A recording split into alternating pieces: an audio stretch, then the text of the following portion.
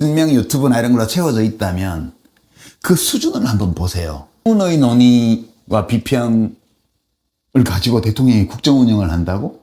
그 우리가 알던 그 이재명 대통령, 이재명이란 이 정치인, 한 자연인의 수준을 우리가 생각하면 그 있을 수 없는 일이거든요. 권력 내부의 직원이 실종되고 비판적 지지. 집안의 연쇄 붕괴 속에서 이재명 정부의 국정 기조가 위기 국면에 직면했습니다. 시선 패배의 원인을 당에 전가하고 부적절한 사천 논란을 묵인하면서 연합의 축이 스스로 무너져 내리고 있습니다. 지지층의 맹목적 알고리즘에 갇혀 합리적 이성을 잃어가는 국정 운영의 결정적 한계와 파국 가능성. 그 위험한 징후를 유시민 작가의 안목을 통해 냉철하게 진단합니다. 거냐? 좀 어떻게 보세요? 향후에 이 판이 어떻게 좀 흘러갈 걸로 보시는지. 그때를 예측하기는 어렵고요. 예. 그러니까 내년에 뭐 서울시장 재선거 또는 보궐선거가 있을 수도 있고, 뭐 그게 있든 없든 간에 내후년 1년 반 후면 총선이 다시 있잖아요. 예. 그게 이제 어떻게 될까 이런 걱정을 하는데, 제가 지난 두 차례 총선에서 이제 많이 얘기했던 가설이 있어요. 예. 여당의 의석수는 대통령 지지율 곱하기 3이다. 대통령 지지율 곱하기 3이 수렴한다. 예. 들었던 기억 납니다. 대통령 국정수행 지지율이 50%면 150석에 수렴한다. 예. 좀 넘거나 좀 모자라거나 다른 변수들 때문에. 그러니까 윤석열 지지율이 35%로 총선을 치렀잖아요, 지난번에. 그때 105석이에요, 105석 그게. 예. 105석에 수렴한다, 그렇게 봤어요. 가설이에요, 가설. 근데 이제 문재인 대통령 지지율이 그 당시에 보면 한 55% 됐단 말이에요. 지지난 총선 때. 예. 그때 뭐 야권을 다 합쳐서 한 190석 하잖아요. 예. 그 당시 야권. 맞습니다. 그 당시 여권. 네. 지금은 다시 여권이 또 됐구나, 그 사이에. 그러니까 대통령 국정수행 지지율이 중간선거에서는 압도적인 변수예요. 그래서 지금 사실 뭐 다음 서울시장 선거나 그 총선을 예측한다는 건 어렵고요. 예. 우리가 항상적으로 주의해서 봐야 되는 거는 대통령의 국정수행에 대한 국민의 평가예요. 그게 제일 중요한데, 사실 뭐 제가 한 달 전에 이분 뉴스에 나왔고 지금 그렇죠. 한 달 넘게 지나서 지금 여기 나온 거잖아요. 그렇죠. 그러면 그동안에 많은 변화가 있었죠. 대통령 지지율에도 엄청난 변화가 있었고, 지금 이거 요 며칠 사이에 나오는 것들은 40 뭐 겨우. 예, 그거는 이제 3자 곧 나와요. 왜냐하면 이 컨벤션 효과라고 보통 얘기를 하지만 여론조사를 당대표 선거에 반영을 했기 때문에 최고위원 선거하고 예. 그 민주당 지지층에서 전화를 적극적으로 받았잖아요. 예. 그래서 표집을 보면 어느 조사건 간에 진보 스스로 평가하기에 성향을 진보로 평가하는 사람들이 많은 50명, 1000명 중에 적어도 30-40명은 더 많은 샘플이었단 말이에요. 거기서 대통령 지지율이 45% 내외밖에 안 됐기 때문에 그 진보 과표집이 해소되고 나면, 그러면 대통령 지지율과 민주당 지지율이 떨어지는 거는 기정사실이었어요. 그거는 통계학적으로 의미 있는 게 아니에요. 그건 통계적 소음이라고요, 그런 거는. 근데 제가 이제 한 달 전까지 여러 차례 이제 유튜브나 이런 데 나와서 했던 얘기들이 제가 생각했던 걸 다 얘기한 건 아니고, 제가 가지고 있던 질문들 중에서 한 반 정도만 얘기한 거예요. 진짜 중요한 질문에 대해서는 얘기 일체 안 했거든요. 안 한 이유는 그래도 좀 청와대를 너무 공격하는 게 좀 지금은 아닌 것 같다, 이런 판단이신 건가요? 아니요, 제가 답을 못 찾고 있어요. 아, 답을 못 찾고 있어서. 네, 제가 답을 찾지 못한 문제에 대해서는 질문도 안 꺼내죠, 저는. 그러니까 지금 그 문제예요. 그러니까 사실 민주당 전당대회에 대한 관심보다 제가 가지고 있던 질문들, 답을 찾지 못한 질문들은 다른 것들이었어. 예컨대 하나만 말씀해 주신다면? 예컨대 이제 왜 지방선거 때 명픽들이 다 떨어졌지, 대부분? 서울시장 떨어지고, 그 다음에 성남시장 떨어지고, 부산 북갑 국회의원 떨어졌죠. 재선거, 보궐선거에서 하정우 떨어지고, 이 다 명픽 후보들이잖아요. 그렇죠. 사람들이 왜 이걸 분석 안 하지? 그러니까 제가 대통령을 공격해가지고 대통령 지지율이 떨어졌다고 얘기하는 분들은 저를 너무 과대평가하시는 거예요. 제가 얘기한 거는 사람들이 이미 갖고 있던 의문에 대해서 제가 얘기를 한 거지, 사람들이 갖고 있던 생각을 표현해 준 거지, 제 말을 듣고 대통령을 지지 안 하게 된 게 아니에요, 사람들이. 저는 이거를 벌써 지방선거 훨씬 전부터 느끼고 있었어요. 저는 제 일상생활에서 만나는 자주 또는 가끔 보는 사람들 10명 중에 9명이 다 민주당 지지자고 이재명을 찍은 사람들이에요. 예. 한 명 정도가 이번 당을 찍은 사람이 있어요. 그 개인적인 인연들이 있기 때문에 그냥 네. 잘 지내는 거죠. 10명 중에 9명은 제 주변에는 다 1번을 찍은 사람들이에요. 그 사람들하고 일상적으로 제가 교류를 하잖아요. 많은 질문을 받아요, 제가. 그래서 제가 벌써 지방선거 몇 달 전부터 이상징후를 저는 느끼고 있었고, 그래서 그거를 조심스럽게 몇 차례 얘기를 했던 거에 불과해요. 그랬더니 저를 어마어마하게 공격을 하기 시작하는데, 그거는 이제 청와대의 공기죠, 그런 게. 대통령이 저를 싫어하는 거예요. 그러니까 막 나서서 저한테 난도질하는 사람이 이쁨 받는 거죠. 뭐 그런 걸로 보입니다. 예. 네, 그런 거, 그건 권력에서 늘 있는 일이에요. 제가 사실은 갖고 있는 근본적인 참 많이 받는 질문, 최근 들어서, 지난 몇 달 동안. 이재명 대통령은 원래 저런 사람이었냐? 아니면 대통령이 되고 나서 사람이 달라진 거냐? 이 질문이요. 저는 위험한데 원래 그랬다라고 봅니다. 그래요? 저는 지금 그냥 뭐 깊이 있는 분석은 아니고 그냥 지금 저한테 답을 하나 고르라고 하면 이제 저는 답을 못 찾았어요. 그냥 근데 확실한 거는 대통령이 되기 전에 내가 봤던 이재명이라는 정치인과 지금 날마다 미디어를 통해서 보게 되는 이재명 대통령은 아주 다른 사람 같다. 그거는 제가 받아들이는데 지금의 이재명이라는 이 모습이 원래의 모습이냐 아니면 대통령이 되고 나서 어떤 이유 때문에 이렇게 된 거냐에 대해서는 모르겠어요, 저는. 그런 건데 제가 이제 이상징후를 느낀 거는 잘 보세요. 제가 대통령이 취임하고 나서 한 번도 발언을 안 하다가 그렇죠. 작년 네. 12월 초에 프리드리히 에버트 재단에서 했던 무슨 한국 정치에 관한 토론회에 나가서 허은하 비서관이 거기 그때 막 스카우트해서 청와대에 가고 나서 토론자가 나왔어요. 제가 그거는 못 봤습니다. 그때 예. 이제 그분이 자기들 모여서 이렇게만 하면 실패할 일은 절대 없다 이렇게 얘기를 해서 제가 그 발언은 기억납니다. 예. 저는 이제 최초로 벌써 가을부터 좀 불안했는데 이거는 명백히 뭔가 잘못됐다라고 느낀 거는 김남국 의원 사태 때예요. 그 문진석 원내수석 부대표하고 문자 현지 누나 문자 있잖아요. 근데 그거는 훈식이 형 이거는 일어날 수 있는 일이에요. 근데 제가 불안감을 느낀 거는 그 뒤인데 그렇게 해서 사표를 낸 김남국이 민주당으로 가서 대변인이 되고 그렇죠. 전략공천을 받아서 안산의 국회의원이 돼요, 다시. 이거 옛날 민주당 같으면 있을 수 없는 일입니다. 문진석 의원은 그 사고를 쳐놓고 한 번 책임 추궁도 안 당했습니다. 그러니까 이거는 제가 이제 그 일들이 진행되는 이렇게 보면서 뭐지 이게? 그러면 이거는 청와대가 민주당을 지배하고 있다는 뜻이에요. 그렇잖아요. 예. 안 그러고는 설명이 안 돼요.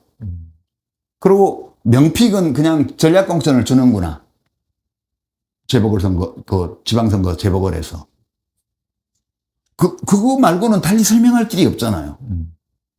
아니, 사고 쳐가지고 청와대에 사표를 냈는데, 사표되고 나오자마자 당 대변인을 시키고, 그럼 지방선거 때 전략공천을 줘요. 그러는 정당은 맛이 간 정당이에요, 그거는. 내가 아는 민주당에서는 그게 정상적인 상황에서 일어날 수 없는 일인데 그거에 대해서 아무도 얘기를 안 했어요. 그래서 이거는 제가 이제 김남국 의원 사태를 보면서 이거는 밖으로 안 드러나서 그렇지 이 청와대와 민주당과의 관계 또 민주당 내부에 심각한 문제가 이미 생겨 있는 것 같다라는 불안감을 그때 확실하게 느껴서 그 발언을 했던 거고요. 이제 다 노출된다고 생각해야지. 이제 그 의심이 처음에는 의심이었고 점점 더 의심이 짙어지다가 지방선거를 보면서 확신이 된 거죠. 문제가 심각하다. 그리고 정청래 대표가 평택에 김영남 씨를 공천한 거에 대해서 선거운동 열심히 안 했다고 비난하는 사람은 있지만 거기 김용남을 공천했다고 비난하는 사람 아무도 없었어요. 특히 친명 쪽에서 소위. 무슨 뜻일까요? 정청래의 공천이 아니라는 뜻이죠. 그렇게밖에 해석이 안 돼요. 그러니까 우리가 밖으로 드러나지는 않았지만 그 내부 물밑에서 청와대 그 이재명 대통령과 민주당 사이에 심각한 문제들이 본인들은 다른 측면에서 문제를 느끼겠지만 제가 보기에는 민주주의의 기본 원칙, 민주당의 개혁성 이런 것들이 소실되어가는 과정이 이제 우리 모르는 사이에 좀 깊이 진행이 된 것 같다는 느낌을 가진 거죠. 그리고 왜 명픽들이 지방선거에서 떨어졌을까? 그때도 유리창 하나 깬 거예요. 밖에 차 유리창 하나씩 깬 거예요. 유리창을 3개나 깼다고요, 시민들이. 네.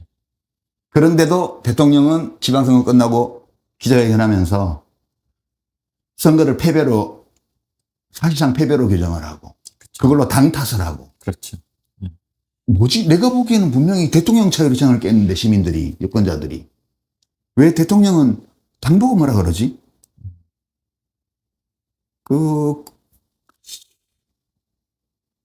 이게 뭐 주섬주섬 얘기하다 보니까 제가 그 대통령에 대해서 비판적인 발언을 하게 된 그 경위예요, 이게. 그리고 제가 밝히지는 않지만 저 입장이 이렇게 되어가고 있다는 것을 청와대에서 알았어요. 왜냐하면 대통령과 저와는 개인적인 관계들이 과거에 공식적인 관계 또는 개인적인 어떤 접촉면 같은 게 일부 있었기 때문에 그것이 변해가는 과정을 대통령도 알고 나도 알고 그리고 대통령의 측근들도 알았을 거예요. 근데 이제 제가 느끼기에는 대통령이 저희 어떤 비판적인 이야기를 수용한 게 아니고 저를 배척한 거예요. 제가 대통령을 배척한 게 아니고. 예, 그러고 이제 제가 그 다스베이다에 나가서 재커나이프로 막 찔러대는데 재커나이프에 그 청와대 스티커가 붙어 있더라. 이런 말을 괜히 한 게 아니에요. 제가 만약에 맞아요. 네. 작가님이 5월 3월 그 매부시 나가가지고 예비시론 그리고 또 주에 뭐 증축론 뭐 재건축론 저는 그런 발언을 하는 게 이재명 정부의 애정이라고 생각하거든요. 저는 개인적으로. 그렇죠. 우리가 세운 정부니까 잘 되기를 바라는 마음이죠. 그런데 그 발언 이후에 이재명 세력에서 많이 우리 작가님 공격하고 그러지 않습니까? 네. 만약에 그런 그 비판을 안 했으면 지금 대한민국이 어떻게 갔을까? 그것도 한번 여쭤보고 싶습니다. 달라질 건 없어요. 지금 사람들이 좀 더 늦게 알았겠죠. 그러니까 작가님이 나와서 이렇게 경고음이나 어떤 빨간불 신호등을 킨다라고 느끼는 사람들이 있는데 그게 크게 이 정부의 어떤 방향에 영향을 미치거나 하지는 않은 것으로. 네. 영향을 못 미쳐서뿐만 아니라 네. 저를 이제 청와대에서 적대하게 된 거죠. 네, 뭐 그거요. 예. 그러니까 제가 MBC 조성원 기자인가요? 그 뉴스 하이킹 나갔을 때 어떤 시청자 질문에 대통령이 만나자고 만나겠냐? 그 제가 안 만나겠다고 그렇죠. 그랬잖아요. 예. 네. 왜냐면 만난다는 거는 진지하게 어떤 이슈에 대해서 서로 간에 자기의 생각이 다른데 대화를 하다 보면 서로 간에 도움이 될 거야. 라는 게 있어야 만남이 의미가 있는데 제가 알아요. 아무 의미 없다는 거를. 괜히 서로 기분만 나쁘잖아요, 그러면. 그러면은 이거는 조금 좀 그 슬픈 질문인데 이 이재명 정부의 국정 기조 지금까지 왔던 걱정하는 부분 유 작가님이나 뭐 저도 마찬가지로 걱정하는 부분 이게 크게 바뀌지 않을 거라고 보시는 거라고 지금 들리는데요, 저는. 그렇게 보시나요? 그러니까 저는 제가 윤석열 정부 때 윤석열 대통령과 윤석열 정부에 대해서 했던 비평의 그 스킴, 프레임, 그 다음에 가설, 이론 이런 게 있어요. 뭐 무슨 침팬지 예. 폴리틱스부터 시작해가지고 그 다음에 A급, B급론, 그죠? 그 다음에 뭐 무슨 생물학적 본능에 관한 거, 뭐 여러 가지 얘기를 했는데 같은 분석 도구로 이재명 정부를 분석해봐요, 저는 개인적으로. 예. 분석해보고 있어요. 그런데 야, 여기 거의 비슷한 증상들이 참 많구나. 1년밖에 안 됐는데 지금 민주당 국회의원들이 보이고 있는 이런 이상한 우민화된 행태 있잖아요. 네. 뭐 90도 절하라 그러면 다 절하고 네. 이상한 조폭 문화 같은 거. 네. 그다음에 뭐 그 실세 후보한테 줄 다 서고 불공정이 당내 경선에서 불공정한 사건이 빈발해도 아무도 항의하는 사람이 없고. 다 앞장서고 있죠. 예, 이거 그 제가 불공정이. 예. 순식간이라고 얘기를 했습니다. 이 문명에서 야만으로 가는 게요. 그러니까 인간 사회에서 침팬지 사회로 가는 게 순식간이라고요. 그게 권력 자체의 속성이기 때문에. 그래서 이성이 잠들면 괴물이 눈을 뜨는 거예요. 우리 그거 보고 있는 거예요, 지금. 이거는 진보 보수를 불문하고 모든 권력이 가진 속성이거든요. 그런 거 지금 저는 많이 보고 있죠. 그래서 뭐 이재명 정부가 하는 일이 다 잘못했다 이런 뜻은 아니고 정책 중에 어떤 것은 잘하는 것도 있고 좀 그렇지 못한 것도 있고 그건 늘상 있는 일이죠. 어떻게 다 잘하겠어요? 잘하려고 했는데 결과가 나쁜 경우도 있고 잘하려고 별로 노력 안 했는데 막 환경이 좋아져서 결과가 막 좋아지는 경우도 있고 그렇습니다. 그리고 정책으로 꾸준히 국민들의 신임을 받는 게 굉장히 어려운 일이에요. 그래서 진영이 필요한 거거든요. 대통령이 실수를 할 때도 판단 착오를 했을 때도 늘 하다 보면 그럴 수도 있지. 그렇죠. 뭐 그거 뭐 일 하나 잘못했다고 뭐 지지 철회하고 이러면 안 되지. 우리가 지켜줘야지. 이렇게 하는 시민들이 일정 수가 있어줄 때 안정성을 가지고 안정된 토대 위에서 정부가 때로 판단 착오도 하고 실패도 하고 실수도 하면서 또 자기의 정책에 밀고 나가는 거거든요. 근데 지금 이재명 대통령은 윤석열 대통령이 제가 이제 탄핵을 구체적으로 예측한 건 아니지만 그 탄자니아 곰베 국립공원에 그 고블린이라는 아주 포악한 예. 알파메일 침팬지가 물어뜯겨 죽을 때 그 얘기 하면서 연합이 깨지면 쫓겨나요. 네. 그러니까 침팬지 사회도 그렇고 인간 사회도 그렇고 개인적인 어떤 지능이나 또는 육체적인 힘으로 권력을 잡는 것이 아니고 연합하는 능력이 권력의 형배를 좌우해요.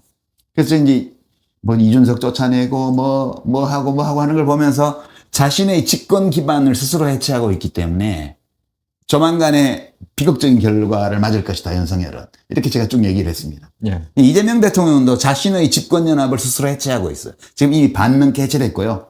계속 해체하고 있습니다. 굉장히 불안정한 국면으로 가는 거예요. 이러면 뭐 정책 성과라도 막 팍팍 나가지고 막 부동산도 다 잡고 뭐도 하고 그렇죠. 뭐 주가도 만 가고 뭐 이래서 뭐 좋아 뭐 잘 먹고 잘 살게 해줬으니까 좋지. 이래서 가면 모르겠는데 그거 안 되거든요. 사람이 슈퍼맨이 아닌데 어떻게 그러겠어요. 아무리 열심히 일을 해도 좋은 뜻을 가지고 해도 잘 안 될 때가 있어요. 이 집권연합 기반이라는 거는 그럴 때 늘 받쳐주기 때문에 다시 일어날 수 있는 거거든. 네. 근데 지금 이재명 대통령은 내란 극복 정치연합으로 모든 진보개혁 진영이 다 결속해서 49%를 얻었습니다. 그게 자신의 기반이에요. 이거를 스스로 해체해 왔습니다. 지금까지. 그리고 이번 전당대회에서 확인된 것은 민주당 당원들도 반을 잃은 거예요. 지금. 그죠. 이거는 굉장히 치명적인 겁니다. 이 대통령한테는. 왜 이런 일을 스스로 하는지 모르겠어요. 저는. 그러니까 제가 지금 들으면서 어떤 질문을 드리려고 했냐면 저도 그게 보이거든요. 네. 왜 그러니까 좀 적나라하게 표현하면 왜 이런 바보 같은 짓을 하지? 왜 이 멍청한 짓을 하지? 그러니까 여기를 지키면서 데려오면 되는데 왜 여기서 일부를 죽이고 저쪽이랑 손을 잡으려고 하지? 라는 느낌을 저는 손잡을 들어봐요. 대상도 없어요. 어찌됐건 좀 계속 외연확장 뭐 제3의 길도 강훈식 얘기하고 뭐 하는데 저도 이제 그게 잘 안 될 것 같은데 이걸 모르나? 이거 그러니까 어떻게 이제 보세요? 몰라서 이러는 건가? 그거에 대해서 제가 답을 못 찾고 있어요. 이제 저는 사실 그 이재명 대통령에 대해서 민주적 소양을 의심하는 이야기들 많이 들었잖아요. 그렇죠. 예전에 대통령 되기 전에. 근데 그때마다 제가 뭐라고 대답을 했냐면 이재명이라는 정치인은 굉장히 영민한 분이다. 그리고 손익 계산이 굉장히 밝다. 예. 그리고 굉장히 어려운 조건을 뚫고 생존해 온 사람이고 그렇죠. 늘 학습하면서 발전해가는 사람이다. 아직도 자신의 잠재적 역량을 다 발휘하지 않았다. 대통령이 되면 그런 장점들이 더 많이 학습해가지고 더 좋은 사람이 될 거다 앞으로. 계속 그렇게 얘기를 했습니다. 그리고 과거사에 관한 거는 그것은 흠이 아니고 상처다. 생존해오는 과정에서 남은 흉터 같은 거다. 그것은 과거의 리스크였을지는 모르지만 미래의 리스크는 아니다. 저 참 그렇게 공론장에서 이재명이라는 정치인을 그렇게 제가 응원했습니다. 예, 맞습니다. 예. 근데 이제 제가 느끼는 거는 학습은 중단된 것 같다. 더 이상 발전도 상위는 아닌 것 같다. 이유는 모르겠어요. 뭐 구태여 한 가지 이유를 찾자면 대통령을 모시는 참모들이 직언을 하는 분위기는 아닌 것 같다라는 느낌이 듭니다. 직언을 대통령. 하는 사람을 가까이 두지 않으면 그렇게 되죠. 그거는 윤석열 때도 우리가 그랬잖아요. 그렇죠. 윤석열 대통령실에 안 됩니다라고 말하는 참 한 명도 없을 거라고 얘기를 했습니다. 지금 청와대에도 아마 없을걸요? 제가 보기에는. 그러니까 예. 예, 좀 걱정이 됩니다. 멀리서 안 됩니다라고 말하는 사람을 이렇게 적대하는데 가까이서 바로 누가 옆에서. 하겠어요? 그건 안 되는 거예요. 네. 그러니까 저는 대통령이 왜 이러시는지 라는 이 질문에 대한 답을 못 찾았어요, 아직까지. 여러 현상은 보이지만 왜인지는 모르겠어요. 근데 보자면 뭔가를 하고 싶은 게 있는 것 같긴 해요. 지금 그러니까 개헌 얘기도 나오고 그게 정말 본심인지 의심이 살짝 들긴 하는데 이제 연임 얘기가 슬슬 나오다가 이제 또 주춤했죠. 바로 그러니까 이 중도 우파 쪽으로 나가서 손을 잡고 뭔가 좀 뭐 지난번에 이제 정계 개편 이런 거 안 될 것이다라고 말씀하셨는데 뭔가 하고자 하는 게 분명히 있다는 거는 느껴져요. 예, 예. 그렇죠. 안 그러고는 이런 일들이 일어나지 않으니까. 예, 그게 뭔지는 모르겠는데 저도 정말 근데 혹시 예측하거나 짐작되는 바가 있으세요? 아니요, 저도 구체적으로는 없어요. 이게 뭔가 있긴 있는 것 같은데. 왜냐하면 그런 게 없이는 이 문제 틀레유, 예. 이 공작이요. 저 끔찍하거든요, 보면. 아니, 제가 욕을 먹어서 끔찍한 게 아니라 그 수준이요. 그러니까. 예. 그리고 이제 그 논제하는 김성현 씨인가요? 그 젊은 분? 젊은, 예. 그분이 오늘인가 올린 영상에 보면 그게 나오는데 이 이재명 대통령의 알고리즘 얘기가 나와요. 알고리즘 얘기가. 그러니까 이재명 대통령은 굉장히 그 머리가 좋은 분이세요. 예.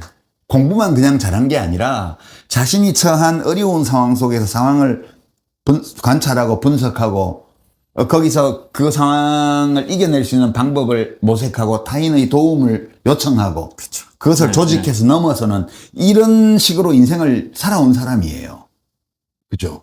근데 이재명 대통령의 알고리즘이 만약 소위 칠명 유튜브나 이런 걸로 채워져 있다면 그 수준을 한번 보세요. 아니, 진짜 웃기지 않아요? 저는 보면서 아니, 그 수준이라는 게 있는데 저 수준의 논의와 비평을 가지고 대통령이 국정 운영을 한다고? 그 우리가 알던 그 이재명이란 이 정치인, 한 자연인의 수준을 우리가 생각하면 그 있을 수 없는 일이거든요. 그래서 제가 모르겠다는 거예요. 이 뭔지. 뭐가 있긴 있어요. 뭐가 있긴 있는 것 같은데 어떤 구상이 있는지 모르겠는 거예요. 그것까지는. 예. 예.